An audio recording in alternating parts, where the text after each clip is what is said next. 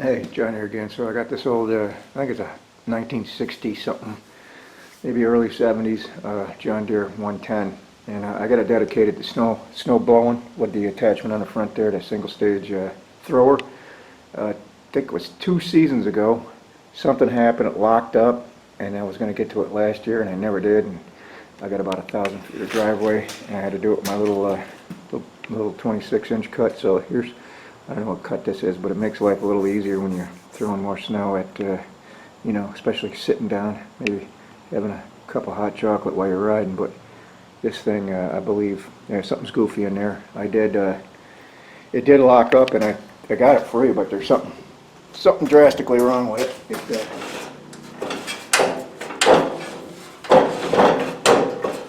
Well, it seems to be moving now, but I can tell there's something crunching going on. Yeah, see, hear that? Yeah, it ain't normal. But it is moving. This is chain driven. Let me take a little closer here. Again, this thing doesn't work really good in wet snow, but it does in powder. It throws pretty good, and I want to fix it because, like I said, I'm too lazy to do my driveway with a little walk along. And there's something going on there with the chain. I'll have to get it in some light, but I also, if I do get it fixed, I want to make this. I got a video where I did those rubber paddles on a two-stage snow. It throws it like twice as far. I want to do the same thing with this. There's no light here. I'll have to show you in a bit. But so I'm going to start taking this thing apart and figuring out, you know, what's wrong with this thing. I'm assuming a bearing, maybe a sprocket. I don't know. The chain, like I said, it got bound up and something. See, it's chain drive here, a rusty chain at that. So, you know, I don't know. The chain's almost off, for crying out loud. So something's goofy in there. I have to take it apart and see what it's doing. But I want to get it back together just because it was a nice machine. Well, it still is. It's older than crap. But. Holy bananas, Batman. So originally, all you got to do is get a light, stupid. So when I looked in here originally, it was dark. You see this yellow thing? I thought everything was enclosed here. So I got a light before. I was just about to get that bearing out here, you know, douched up with some whatever PB blaster. Look at that. I think that's my problem. Look at that sprocket. That's why there's so much chain play. And what's more is I don't think I have to take this drum off, you know, the whole thing, and that thing sees down there anyways. It looks like there's a bowl here and on the outside. And I'm thinking, this thing comes right out. Now, I don't know if I could find this. It looks like a sprocket with maybe a bearing that gets pressed in. There. Let me take this one off first, I guess. Let's see, I grabbed 18s and 19s. Let's see. Let's try. Looks like a big honker, yeah. Looks like a 19. Oh, that's kind of loose. Wait a minute. Oh yeah, it is loose.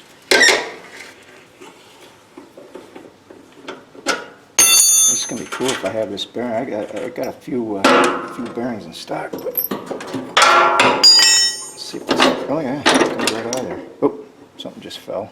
Probably ball bearings. The rest of that bearing. Yeah. See, this is what I was thinking. I'm not gonna be able to get that out of there. It's loose. Oh yeah, it's all in pieces. This bearing is shot. It's seen better days. It's probably been shot for years. Just keep using it. So let's see. Let's see what size this is. Is this a 19? Oof. I don't know. Yeah, I'm talking about down here. I'll get you a better shot, but that doesn't even look like a nut. Oh boy. Ain't out of the woods yet, and it doesn't appear to be any way to get this. Oh, wait a minute. Wait a second here. Wait a minute. Hold the phone. Let me take it to the other side here. Yeah, it's a 214, so this is an offset wrench. It just squeaks by. I can grab that nut in there. I don't know if you can see that in there, but it sticks right through on the back side of that pulley, or sprocket, and just hold your shit with another one. So let me take that off. I think that bracket will, you know, probably have a hell of a time getting it back through there, but I think once I get the bearing fixed, I'll be able to rotate it, get that blade out of the way. So right now it's in there. Let me take this off. Let me try to.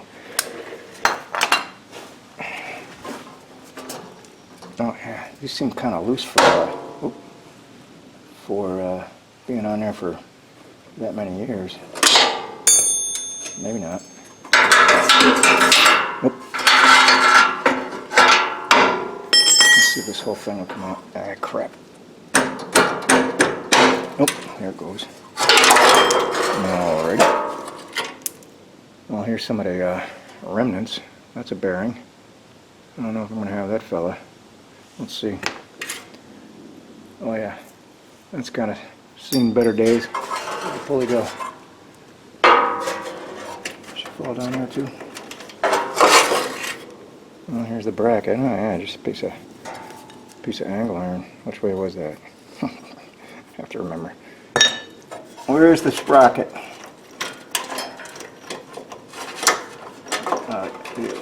There we go.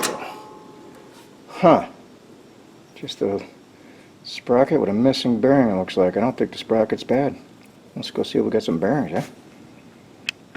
Well, just rotated this. They're a little noisy.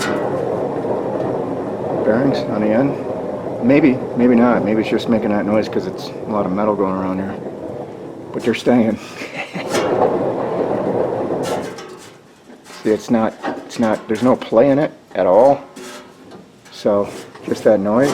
That might be normal. It's a hell of a racket when it's going, but so if I do need, like I said, end bearings in the future, I'll have to cut them off, but let's go see if we get a bearing for this. Not even close to having any bearing like this, but as I'm looking around at different things, first of all, let me put you a little closer here. So this is the, right in the light, of course. This is the, what's left of the bearing. Oh, I can't see none. This is what's left of the bearing, right? Not much to go on. And at first I thought, is this thing threaded? Which can't be. But this has probably been wonky for so long, the bolt actually just started carving threads in there. So I looked up on the old information highway, and they don't even, I see the 36-inch thrower in there under John Deere, but they're using something like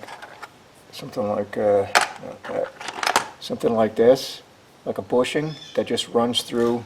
Their sprocket has obviously a much smaller hull, but they're just using a bushing, and you know, I don't really want to buy them parts just because I don't want to buy any parts. But this was the sprocket, and whatever bearing was in there, I'm having a tough time locating. So instead of getting new stuff, we're just, you know, like I said, a bushing with a bolt running through it, because, you know, how long is that going to last? I mean, you know, I guess you can grease it or whatever, but, boy, so, alright, I don't know where we left off, but basically this is the sprocket, right? This is the bearing that was in here from, I think, 1965. So this is, I think they call it a radial bearing. I'm not sure what they call it, but because it has this, I don't know if you can see that. Let's try to zoom in here. Because it has this, you know, step up.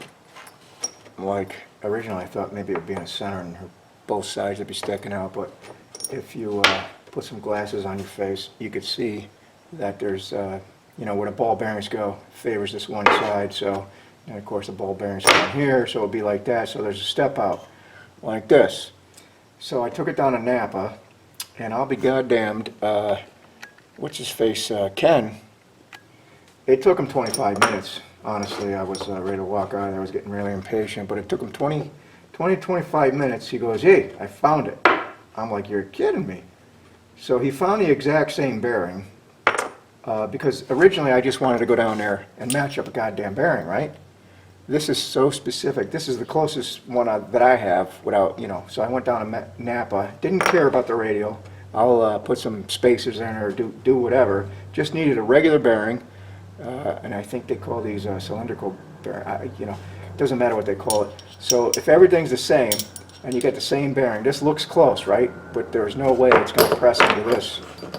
It's just a, you know, a couple of thousandths inch off, but I need this exact bearing where it gets pressed into this sprocket. So you get where I'm at.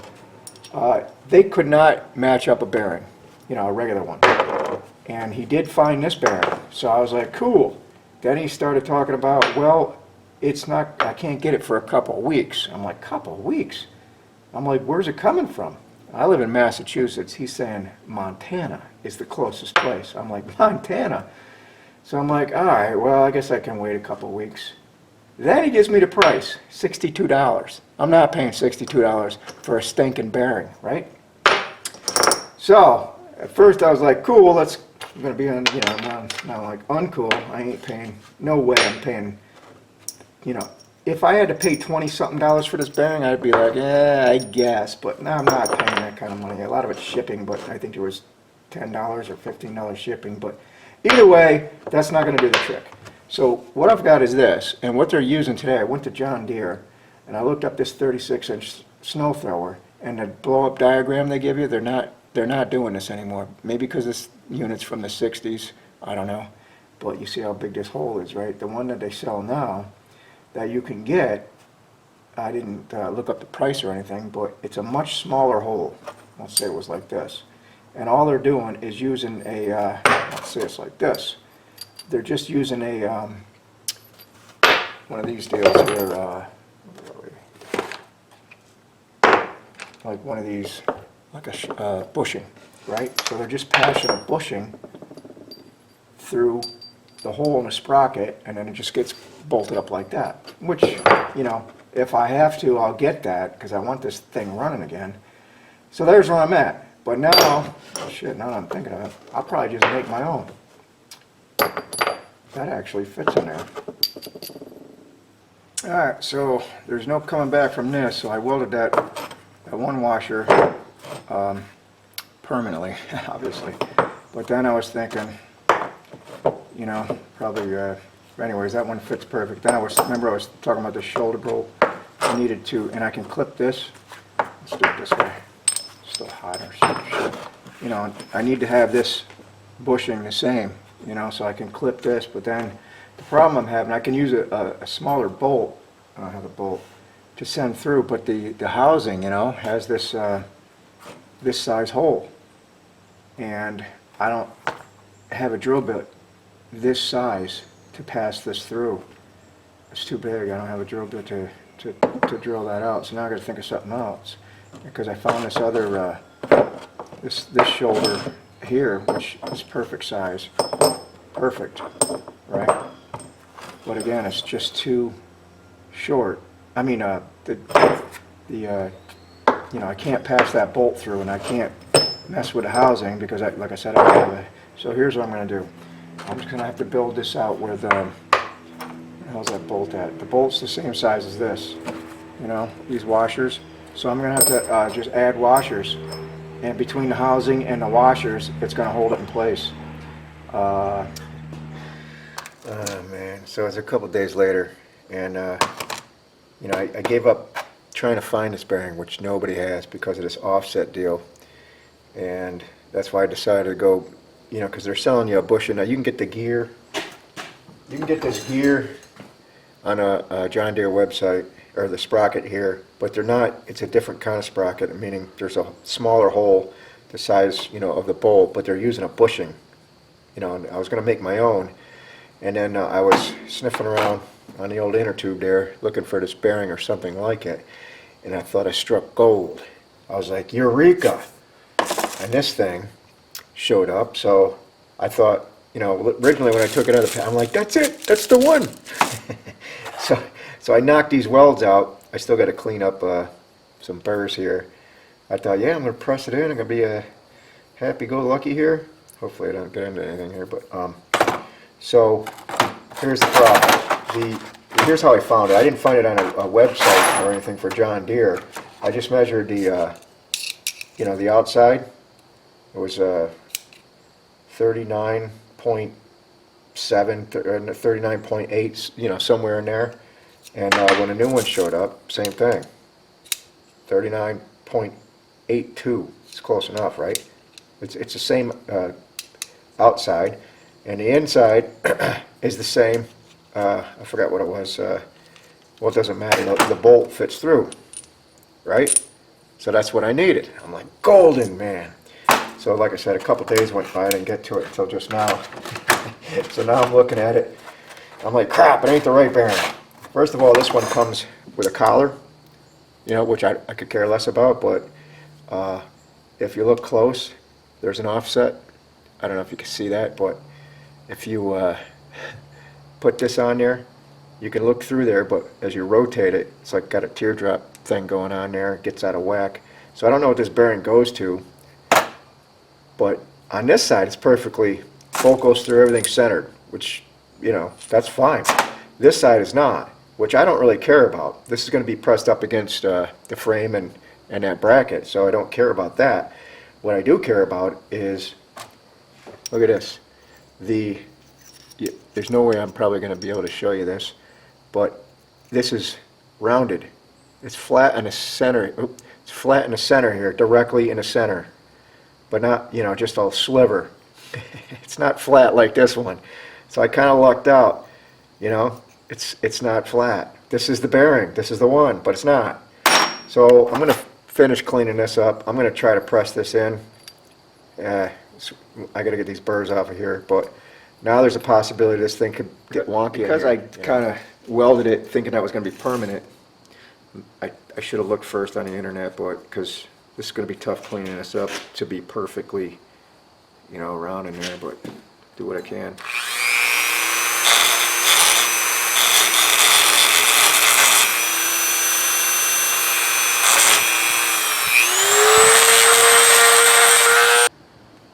Yeah, that's as cleaned up as I can get it.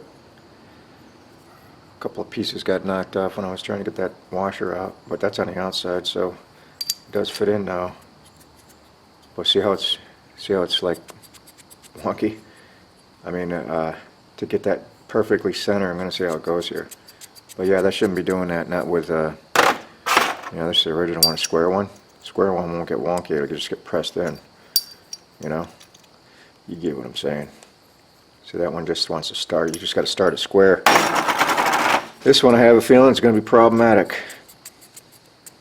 I'll try to get it as square as I can. I'll stick it over the press.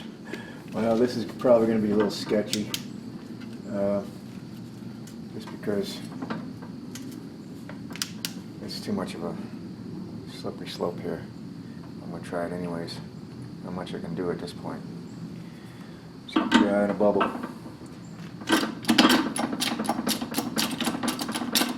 It goes in and it, well, let me just try it first. Come on. It's going to be really sketchy. Really sketchy.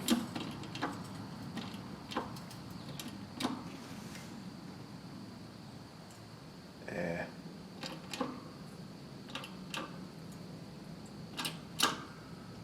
Seems like it's going in straight.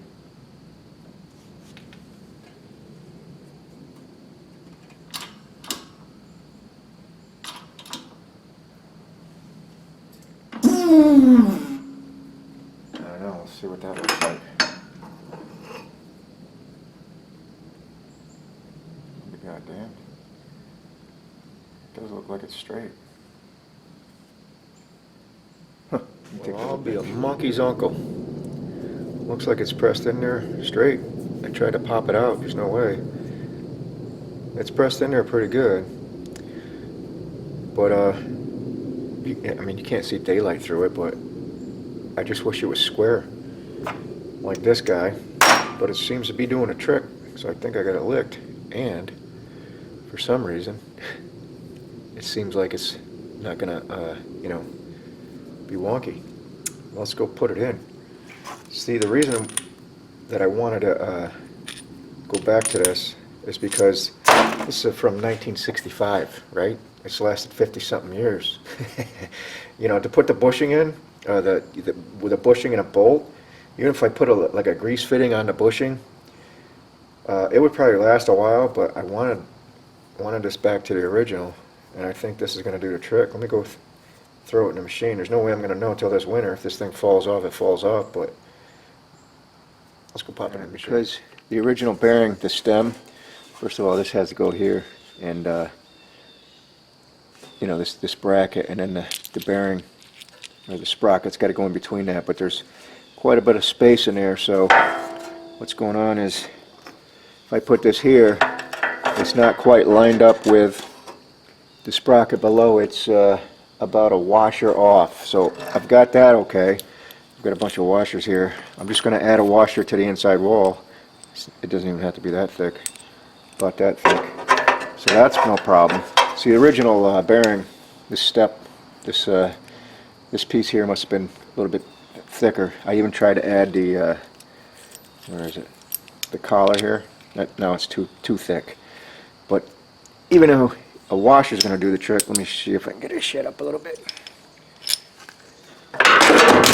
Oops. So I believe this is the winning combination. You got this going to go on the wall, but you need something small to hit the center of the bearing. So a lock washer. I just flattened out a lock washer because you don't want it to, you know, you don't want to put a washer on here and have it hit, you know, any of this, because these two move independent of each other. So that, two here, you got your bracket mechanism, and then I found this guy, just this thicker washer here, and that's it. That's all she wrote. So hopefully this will be, once I tighten it down, the winning combination. Yeah. It's going to be easy to put it in this way too. You know, slip it. I can't do it because it's just not enough room to do both. You're not going to see anything anyways. But it's got to be slipped in here. You kind of got to leave it like this, and then slip it in here like so, and get your bolt and washer on the other side. We started. Right? I'll have to get a light in there, but then now we can bolt the back piece, the back bolt, which was just these two little things. Let me get it bolted up and I'll show you. Yep. Before we get too carried away, got to loosen the chain tensioner, which is there's two bolts over here. These two bolts, just loosen them up because you're going to need the slack in the chain to feed this. So, you know, before you put this in. So here's my plan. This is nice, loosey-goosey. Got it pushed all the way forward, and see if I can get this thing routed correctly. So let me put this together and show you the best I can through here on how the routing of that chain is. But because it's difficult to get my hands in there, let alone show you what I'm doing here at the same time. So hold on a second. Yeah, everything's back together. Try to get you a chain routing so you can see how it goes, but I just lubed everything up, tightened everything, and spun the drum. It works good. And like I said, I had to add these two washers, three washers, the lock washer and two here, just to take up the space between this bracket and the bearing. And on the inside there, it was just that thick washer against the wall to get that pulley, to get that sprocket to line up with the bottom one. So that's going to work good. And I can't rotate it because there's lights in here, but like I said, that bottom one, it's hard to get a good picture here. You can see kind of the carriage bolt there and up there. Like I said, on the other side, you loosen that up, and that allows you, you can get a pry bar in here or something like this, you know, and just something like that. Pry it tight, you know, figure out a way to get in there, and that's that. Tighten everything up. Let me take these lights out and show you. So I don't have put a light like that. So everything's good. Now I just need some snow. Anyways, that is that.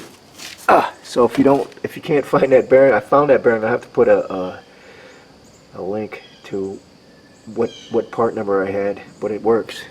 It will work. Anyway, that's all I got. Everything's lubed up, chain's tight. Let's hope for that booger there will hold up. I'm sure it will. Nice and tight. Alright, that's all I got. Thanks for watching.